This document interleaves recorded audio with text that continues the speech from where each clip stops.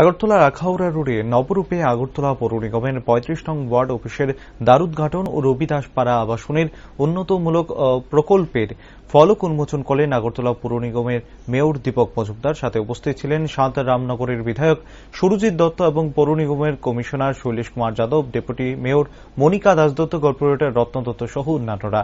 অনুষ্ঠানে বক্তব্য রাখতে গিয়ে মেয়র দীপক মজুমদার বলেন, ওয়ার্ড এলাকার মানুষের সার্বিক সমস্যা এবং উন্নয়নের কাজে ঠিকানা হবে আজকের ২৫ নং ওয়ার্ডের এই নতুন অফিস ঘরটি।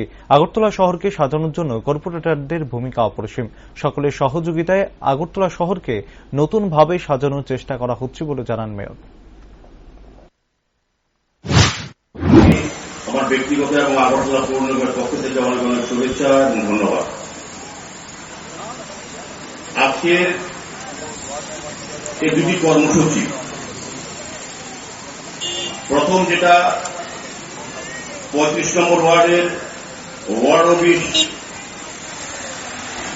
আনুষ্ঠানিকভাবে তৈরি করে ব্যবহার করার জন্য আজকে উন্মোচন করা হয়েছে।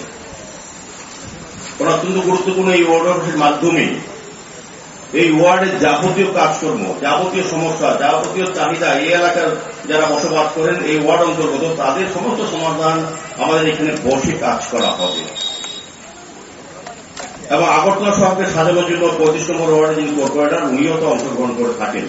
সার্বিকভাবে ১ নম্বর ওয়ার্ড সহ আমাদের ৫ জন যারা মেম্বার আছেন, সবাই মিলে আমরা আগরতলাকে সাজানোর চেষ্টা করছি নতুনভাবে আপনাদের সহযোগিতা।